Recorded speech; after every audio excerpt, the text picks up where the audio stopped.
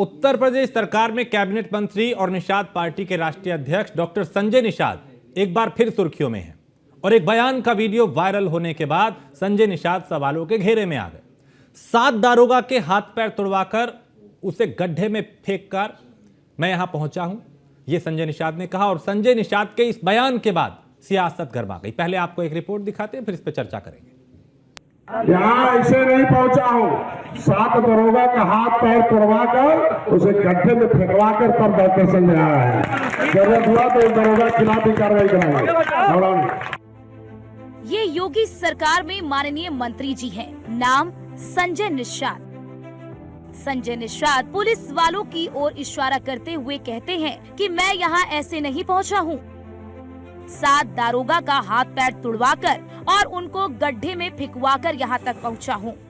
यहाँ ऐसे नहीं पहुंचा हूँ, 7 दरोगा का हाथ पैर तोड़वाकर उसे गड्ढे में फेंकवाकर तब डॉक्टर संजय आया है। जरूरत हुआ तो दरोगा खिलाफ भी कार्रवाई कराएंगे।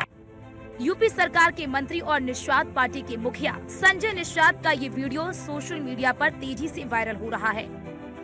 इस वीडियो में वो मंच से विवादित बयान देते हुए नजर आ रहे हैं। यहाँ ऐसे नहीं पहुंचा हूँ, 7 दरोगा का हाथ पैर तोड़वाकर उसे गड्ढे में फेंकवाकर तब डॉक्टर संजय आया है। जरूरत हुआ तो दरोगा खिलाफ भी कार्रवाई कराएंगे। संजय निषाद सरकार में मंत्री हैं। शायद वो ये भूल गए या फिर उन्हें विवादित बयान देने की आदत हो गई है, क्योंकि ये पहली बार नहीं है जब संजय निषाद ने ऐसा बयान दिया। इससे पहले होली और जुमे को लेकर भी संजय निषाद ने विवादित बयान दिया था और अब फिर विवादित बयान देकर सुर्खियों में आ गए। यहाँ ऐसे नहीं पहुंचा हूँ, 7 दरोगा का हाथ पैर तोड़वाकर उसे गड्ढे में फेंकवाकर तब डॉक्टर संजय आया है। जरूरत हुआ तो दरोगा खिलाफ भी कार्रवाई कराएंगे। दरअसल सुल्तानपुर पहुंचे मंत्री संजय निषाद ने आरोप लगाया कि उनके समुदाय के कई लोगों को फर्जी केस में फंसाया गया। उन्होंने पुलिस वालों से कहा कि हमारे लड़कों के ऊपर से सारे फर्जी केस हटाओ, नहीं तो आंदोलन होगा, दारोगा सस्पेंड हो जाएगा, सीएम तक से शिकायत करूंगा। मैं ऐसे ही यहाँ तक नहीं पहुँचा हूँ, कई दरोगाओं का हाथ पैर तुड़वाकर पहुँचा हूँ। यहाँ ऐसे नहीं पहुंचा हूँ, 7 दरोगा का हाथ पैर तोड़वाकर उसे गड्ढे में फेंकवाकर तब डॉक्टर संजय आया है। जरूरत हुआ तो दरोगा खिलाफ भी कार्रवाई कराएंगे। अब जरा पूरा मामला समझिए कि संजय निषाद सुल्तानपुर क्यों गए और उन्होंने ऐसा बेतुका बयान क्यों दिया। 14 मार्च को होली के दिन विवाद हुआ था। दलित और निषाद परिवार में विवाद हो गया था। विवाद इस कदर बढ़ गया था कि मारपीट हुई। मारपीट में एक दलित महिला की मौत हो गई थी। पुलिस ने 5 लोगों के खिलाफ मुकदमा दर्ज किया। ग्राम प्रधान समेत 4 को गिरफ्तार कर जेल भेजा।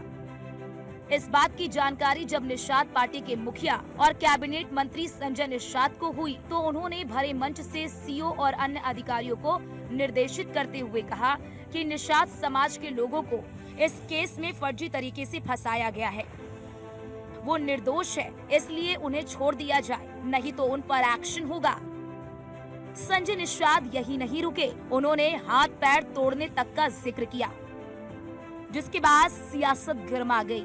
ये उत्तर प्रदेश की भारतीय जनता पार्टी की सरकार को समझना चाहिए कि अगर कोई एक ट्वीट कर देता है तो उसके खिलाफ वो कार्रवाई करते हैं।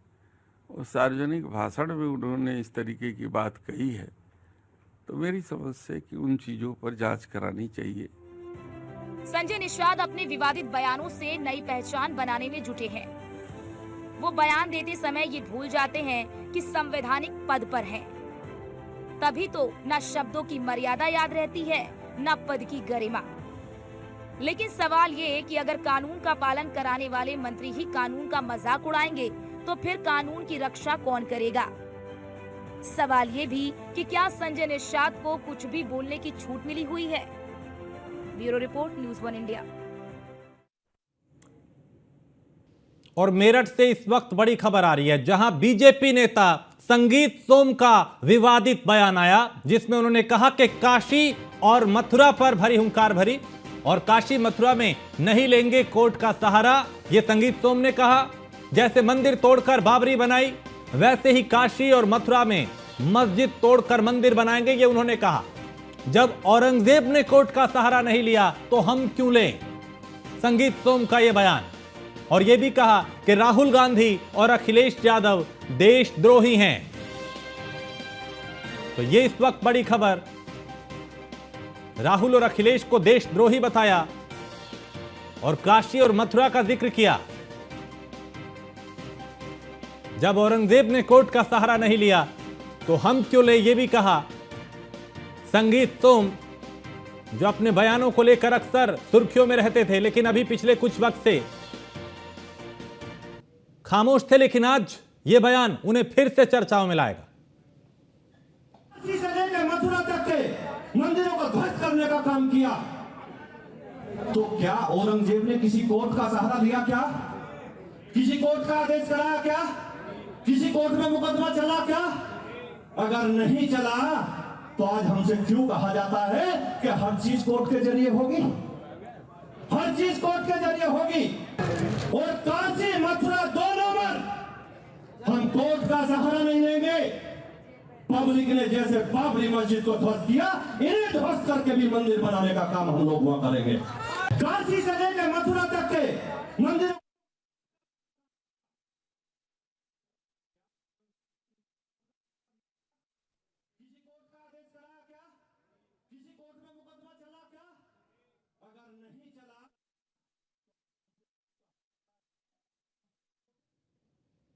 तो इस पर भी बात होगी और बात संजय निषाद पर भी होगी। हमारे साथ एक वरिष्ठ पैनल जिसमें देवेंद्र प्रमुख है, प्रवक्ता भारतीय जनता पार्टी के, पूजा मिश्रा है, प्रवक्ता हैं समाजवादी पार्टी के, नितिन श्रीवास्तव हैं जो कि राजनीतिक विश्लेषक हैं। आप तीनों का बहुत स्वागत है। शुरुआत में नितिन जी पहले आपसे करूंगा, पॉलिटिकल मेहमानों के पास बाद में जाऊंगा। संजय निषाद आए दिन कोई ना कोई विवादित बयान दे रहे हैं और आज दारोगाओं को लेकर जो कहा, क्या मैसेज देने की कोशिश है? क्या खुद को महज सुर्खियों में लाने की कोशिश है या फिर कोई संदेश दे रहे हैं पुलिस प्रशासन को या सरकार को? देखिए राजेश जी, मंत्रियों द्वारा, नेताओं द्वारा कोई पहला बयान नहीं है पुलिस को लेकर के और विवाद को लेकर के। संजय निषाद अक्सर सुर्खियों में रहते हैं, जिसमें विभाग की एक वो बैठक करते हैं, समीक्षा बैठक हो या फिर अन्य कहीं जिलों में जाते हैं दौरों को लेकर के। अक्सर वो ऐसे विवादित बयान देते हैं जिससे कि उसकी चर्चा हो। इस बार भी कुछ उन्होंने ही कहीं ना कहीं सोची समझी रणनीति के तहत बयान दिया है कि अगर इस तरह के हम बयान देंगे तो जाहिर सी बात है उसको मीडिया हाईलाइट करेगा, लोगों में चर्चा का विषय बनेगी और पुलिस प्रशासन में भी इस बात की चर्चा होगी। सबसे प्रमुख बात यह है राजेश जी की संजय निषाद कैबिनेट मंत्री हैं उत्तर प्रदेश की योगी सरकार में, उनके बेटे पूर्व सांसद रहे हैं, दूसरे कई सारे विधायक हैं उनके सरकार के सहयोगी हैं, लेकिन ऐसी स्थिति उनकी बनी हुई है कि उनकी कोई उस तरह से पूछ नहीं है जिस तरह से कैबिनेट मंत्री की होनी चाहिए। तो कहीं ना कहीं ये अंदर की टीस है जो बार बार संजय निषाद के रूप में बाहर निकल करके आती है। इसके पहले भी आपने देखा होगा कि लगातार उन्होंने ऐसे विवादित बयान दिए थे, महिलाओं के मुद्दे को लेकर के बयान दिया हो या फिर सामाजिक मुद्दे को लेकर के बयान दिया हो। अब इस बार उन्होंने पुलिस को लेकर के दिया है। तो कहीं ना कहीं मुझे लगता है कि हाईलाइट होने को लेकर के और अपनी चर्चा बनाए रखने को लेकर के संजय निषाद इस तरह का बयान देते हैं और ऐसे बयानों को लेकर के अब सरकार क्या सोचती है, सरकार के मुखिया क्या सोचते हैं, ये देखना दिलचस्प होगा। ठीक है देवेंद्र जी, सरकार में मंत्री हैं और वही कह रहे हैं कि यहां तक ऐसे नहीं पहुंचा, कई दारोगाओं के हाथ पैर तोड़वा के यहां तक पहुंचा हूं। क्या किसे डरा रहे हैं, क्या संदेश दे रहे हैं? देखिए राजेश सर, ये बयान जिस तरीके से प्राथमिक विश्लेषण ने हमारे साथ बैठकर क्लियर कर दिया, और विश्लेषण राजनीतिक व्यक्ति अच्छा करता है, पार्टी का तो पक्ष रखने के लिए नेता होते हैं। ये बयान जो है इसका बिल्कुल मैं कोई कहीं से कहीं तक समर्थन नहीं करता, इसका खंडन करता हूँ। ये व्यक्तिगत बयान है और हो सकता है कि इनकी पार्टी से कोई व्यक्ति अगर होता तो बैठता। अगर कोई उत्तर प्रदेश पुलिस पर इस तरह का जो है आक्षेप करते हैं या लगाते हैं, ऐसी भाषा बोलते हैं, चाहे वो कितने बड़े नेता हैं, मैं व्यक्तिगत तौर पर भी उसको स्वीकार नहीं करता। सरकार तो करने का कोई मतलब ही नहीं है कि आप इतनी अच्छी पुलिस जिसकी दुनिया में चर्चा हो रही है उसके लिए ऐसे शब्द आपके यहाँ से निकल कर आ रहे हैं। पता नहीं कौन सी मानसिकता हो सकती है। नहीं, लेकिन किस के बयान को व्यक्तिगत बताएंगे देवेंद्र भाई? संगीत सोम ने भी अभी कह दिया कि हम मथुरा और काशी में कोर्ट का सहारा नहीं लेंगे, वो भी इस तरह का बयान दे रहे हैं। संजय निषाद अलग अपनी बयान बोल, तो किस किस का व्यक्तिगत बयान बोल के आप अपना पल्ला झाड़ेंगे? ये बयान वीरों की बात होती है। मैं ये बयान वीरों की बात इसलिए भी कह रहा हूं कि मैं आपने जिस तरीके के विपक्ष के भी बहुत लोग ऐसे होते हैं, अपनी मर्जी से अपना बयान देते हैं और फिर उनका जो है पक्ष करने के लिए, बचाव करने के लिए राष्ट्रीय अध्यक्ष हाथ उठा देते हैं। तो हम कहाँ इन लोगों के साथ खड़े हैं? ये अब व्यक्तिगत बयान देंगे तो भाई ये कार्रवाई इनके खिलाफ जो लिखित में ये देंगे उस पर कार्रवाई होगी सरकार की तरफ से। कोई समर्थन नहीं किसी भी ऐसे बयान को सरकार कहीं से कहीं तक राजेश जी नहीं मानती। पूजा मिश्रा, संजय निषाद कह रहे हैं कि कई दारोगाओं के हाथ पैर तुड़वा के यहाँ तक पहुंचा हूं। संगीत सोम कह रहे हैं कि मथुरा और काशी में अब हम कोर्ट का सहारा नहीं लेंगे जब औरंगजेब ने नहीं लिया। इन बयानों को आप लोग कैसे देख रहे हैं? राजेश जी आपको नमस्कार और जो है साथी प्रवक्ताओं को भी मेरा नमस्कार। राजेश जी, इन बयानों का पहली बात तो संजय निषाद का मैं बयान नहीं कहूंगी। ये एक जो है जिस व्यक्ति ने जुर्म किया वो अपना जुर्म कबूल कर रहा है और साथ ही एक जुर्म कबूल कर रहा है कि मैंने 7 दरोगों के हाथ पैर तुड़वा करके के फेंके। दूसरा जुर्म कर रहा है कि एक दलित महिला के साथ दलित महिला को पीट पीट करके मार दिया गया और उन अपराधियों को छुड़ाने के लिए दरोगा को धमकी दे रहा है कि एक और जो है अगर ये ऐसा नहीं होता है तो हम जो है दरोगा को पिटवाएंगे। एक और जुर्म करने के लिए, एक जुर्म करके जो किया उसको जो है अपना गुनाह कबूल कर रहे हैं, दूसरा जुर्म कर रहे हैं और तीसरे जुर्म करने की धमकी दे रहे हैं और ये कह रहे हैं कि इस पे जो है बयान है, इस पे कार्रवाई होगी।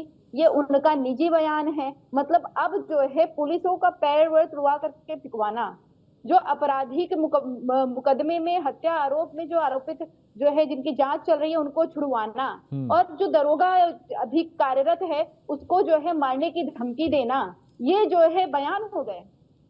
ये बयान हो जाते हैं वो भी कैबिनेट मिनिस्टर के और कहते हैं जो है सरकार देखेगी। ये जो है इस तरीके के बयान राजेश जी इसीलिए आ रहे हैं क्योंकि माननीय मुख्यमंत्री जी वो बना के रखे हैं एक बैड बुक, जिस बैड बुक में इनके यहाँ पे होड़ चल रही है कि कौन कितना उत्तर प्रदेश का लॉ एंड ऑर्डर खराब कर सकता है, कौन कितना उत्तर प्रदेश में जो है नफरत फैला सकता है।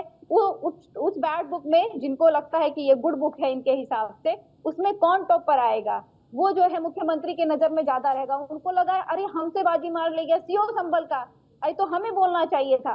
जब से जो है सीओ संभल ने बाजी मारी तब से इनके यहाँ पे ये होड़ चल गया कि उत्तर प्रदेश में किस तरीके से जो है आप देखिए कि ये जितने भी दावे करते थे लॉ एंड ऑर्डर, वहां पे खड़ा होकर के एक अपराधी अपना अपराध जो है कबूल कर रहा है, दूसरा अपराध करने की धमकी दे रहा है, तीसरे तुरंत अपराध कर रहा है, कोई धारा नहीं लगती है।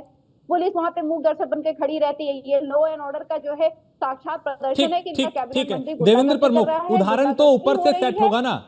जब मंत्रियों की भाषा ऐसी होगी, बयान ऐसे होंगे तो फिर अधिकारी तो खुल के बोलेंगे। और अब मंत्रियों में भी होड़ मची है कि फलाने ने ये कहा तो अब मैं ये कहूंगा, ये होड़ मची हुई है क्या सब में?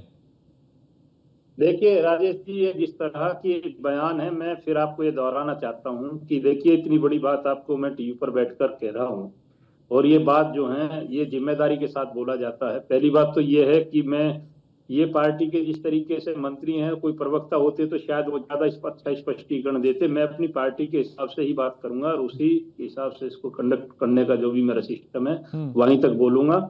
ये जांच का विषय है निश्चित और इस बयान का मैं कोई समर्थन नहीं करता, इसका खंडन होता है। और जिस तरह से हमारी बहन हमें इंगित कर रही है तो इससे पहले अगर आप एक बार उठाकर देख लें तो आपके यहाँ बयान वीरों की कमी नहीं है। ये तो व्यक्तिगत बयान दे रहे हैं, यहाँ तो सनातन को लेकर गालियां तक दी, तब भी किसी एक नेता ने हिम्मत नहीं दिखाई, एक हिम्मत नहीं दिखाई आप लोगों ने कि एक शब्द उनके खिलाफ बोल रहे हैं। हमको जिनकी जो है आपको लगता है नहीं, आपको लगता है कि ये गलत है तो आप कार्रवाई करिए, आप इनके खिलाफ कार्रवाई करिए, आप कोर्ट जाइए, आप जो विपक्ष की भूमिका उसको निभाइए। पूजा जी, जो आपकी भूमिका है, जो आप कर सकते हैं इनके खिलाफ वो करिए। सरकार किसी का समर्थन नहीं करती, विपक्ष का काम ही है। अगर उन्हें कुछ गलत लग रहा है जनता के हित में तो खड़े होकर बात करें। ये आपको नहीं समझ में आता कि बयान नहीं अपराध है। मैं ये कह रहा हूँ आपको, अगर आपको अपराध लग रहा है तो आपका काम क्या है? विपक्ष में बैठकर आप जाइए कोर्ट और तुरंत इसको लेकर एक मुकदमा दर्ज कराइए। मैं बता रहा हूँ आपको, नहीं जाइए, आपको जाना चाहिए। अरे हम कहाँ समर्थन कर रहे हैं? जब हम इनको बचाने गए तब हमें बताना। कितना जो है लाचार बना दिया हुआ है कि वो खड़े होकर के अपने खिलाफ धमकी सुन रहे होते हैं, उनके हाथ में लॉ एंड ऑर्डर संभालने का जो जिम्मेदारी है वो FIR तो दर्ज नहीं कर रहे हैं। देखिए हम किसी का बचाव नहीं करते, लॉ एंड ऑर्डर को कोई भी छेड़ सकता है। ये उत्तर प्रदेश सरकार में योगी जी की सरकार है, इसमें किसी को कोई नागरिक अगर ये कहता कि वो दरोगा के हाथ पे तुड़वा करके फिकवा देगा तो उसके ऊपर FIR दर्ज होती कि नहीं दर्ज होती? नहीं, वो काम हमारा था, ये काम आपका है। आप विपक्ष में बैठकर कर क्या रहे हो? सही बात है, कह रहा हूँ ना, आपको डंके की चोट पर कह रहा हूँ पूजा जी, जाइए ना, ये अखिलेश जी को कहिए आप जाकर, लॉ एंड ऑर्डर को कोई दिक्कत नहीं है, लॉ एंड ऑर्डर को कोई नहीं छेड़ सकता। अगर सच के साथ छेड़खानी हुई है कोई पैसा तो कोई नहीं छेड़ सकता, मैं गारंटी दूंगा। राजभर का बेटा कहेगा कि आंखें निकाल लूंगा, ये तो आपने मंत्रिमंडल अपना बैंक फैला रखा हुआ है। अरे कल तक स्वामी प्रसाद मौर्य क्या कहते थे, तोड़ करके गड्ढे में फिकवाया आपको ये आपके करके वहां पहुंचे, तब जाकर के भाजपा ने क्राइटेरिया नहीं बना अरे, हुआ कि पहले आप अपराध करिए उसके बाद में मंडी मिलेंगे बिना अरे आपके स्वामी प्रसाद क्या कह रहे थे, क्या बोल पाए आप लोग?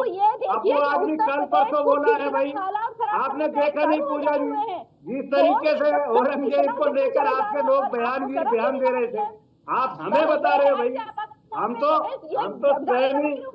तो सिस्टम वाले लोग हैं, आप बेवजह की विवेक मत करिए। आपराधिक लोगों को बढ़ावा देते हैं, आपको लगता ये काम आपके यहाँ होता था, हमारे यहाँ नहीं होता। कुछ नहीं, ठीक ठीक, लेकिन देवेंद्र जी, नहीं हमारे देवेंद्र जी, जब स्वामी प्रसाद मौर्य, देवेंद्र प्रमुख, जब स्वामी प्रसाद मौर्य या फिर सपा का कोई नेता सनातन को लेके या किसी दूसरे मुद्दे पे बयान देता है तो आप भी तो पूरी पार्टी को घेरते हैं ना। दलित महिला को जिन्होंने मार डाला, ऐसे गुंडों को जो है बचाने के लिए पुलिस दरोगा को जो है धमकी दे रहे हैं कि हाथ पे धुआ करके फिकवा देंगे, और आप कह रहे हैं कि जो है नहीं, लॉ एंड ऑर्डर मेंटेन होकर के रखा हुआ है। ये उनका निजी बयान है। निजी बयान कब से हो गया भाई? खुले मंचों से एक जैसे आपके यहाँ होते निजी बयान, निजी बयान को जा रहे हैं, जैसे आपके यहाँ होते निजी बयान, आपके यहाँ भी नहीं रुकते बयान भी।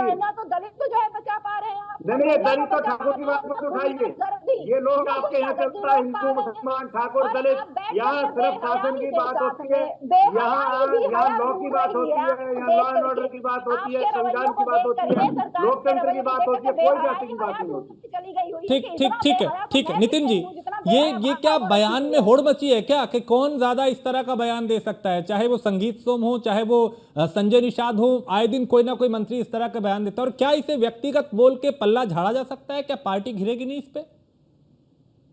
देखिए राजेश जी, व्यक्तिगत बयान तो करता ही नहीं हो सकता। संजय निषाद कैबिनेट मंत्री हैं, योगी सरकार के कैबिनेट मंत्री हैं, और सबसे बड़ी बात यह है कि गोरख क्षेत्र से ही आते हैं, एमएलसी कोटे से मंत्री हैं। एक महत्वपूर्ण बात यह भी मैं आपको बताना चाहूंगा राजेश जी, कि ये जो बयान संजय निषाद का आया है, इस बयान के पीछे पृष्ठभूमि में जाना पड़ेगा। कल संजय निषाद ने एक बयान दिया था जो कि खासा महत्वपूर्ण था और काफी चर्चा हुई थी उसकी। उन्होंने कहा था कि बीजेपी के भीतर और सरकार के भीतर उनकी चल रही है जो सपा बसपा और कांग्रेस से आए हैं। यानी कि ये बयान देकर के उन्होंने बवंडर मचाया था, और कहीं ना कहीं मुझे लग रहा है कि इस बयान को कंट्रोल करने को लेकर के संजय निषाद ने डाइवर्ट करते हुए ये बयान दिया है ताकि उस बयान से चर्चा ना हो सके। मैं देवेंद्र जी की बात से भी सहमत हूं। सबसे बड़ी बात यह है कि देवेंद्र जी चाहते हैं कि इस पूरे मसले पर कार्रवाई हो संजय निषाद पर, लेकिन उनकी मजबूरियां हैं, पेशबंदी है, जिसकी वजह से वो खुल के नहीं कह रहे हैं। लेकिन अच्छी बात है कि उन्होंने कहा कि ये कार्रवाई के जद में आता है इस तरह का बयान। दूसरा सबसे महत्वपूर्ण है कि जिस तरीके से संजय निषाद बयान दे रहे हैं, इसके पहले भी आपको याद होगा देवेंद्र राजेश जी की जब वो मंत्री बने थे तो उन्होंने हिंदी को लेकर के बयान दिया था कि जो व्यक्ति देश के भीतर हिंदी नहीं बोल सकता उसको विदेश चले जाना चाहिए, उसको देश में रहने का अधिकार नहीं है।